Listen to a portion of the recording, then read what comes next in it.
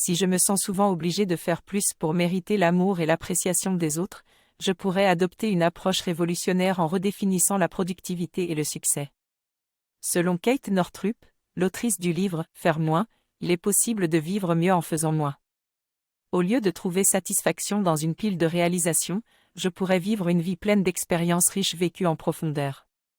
En apprenant à mieux m'aligner avec les rythmes naturels de mon corps, je pourrais atteindre de meilleurs résultats en réduisant les efforts nécessaires pour y arriver.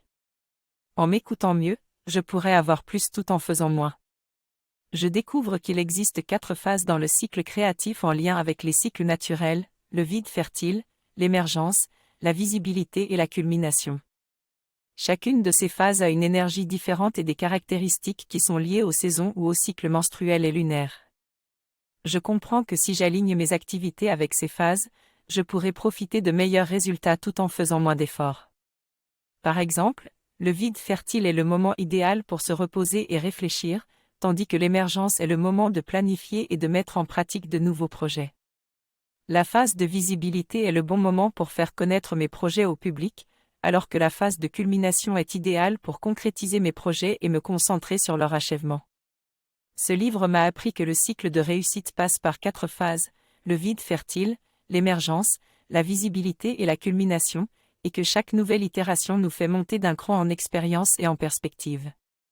Il est important de comprendre que les différentes phases ont des durées variées et qu'il est inutile de toujours vouloir pousser plus loin, mais plutôt de s'aligner avec son propre cycle naturel en cultivant l'appréciation plutôt que la gratitude qui implique souvent une comparaison.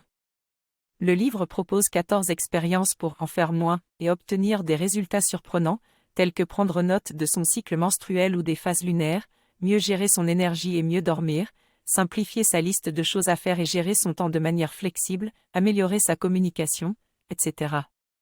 Si l'on ressent de la résistance à cette approche, c'est normal car cela va à l'encontre de nos croyances éducatives, mais il suffit d'essayer pour évaluer les résultats par soi-même.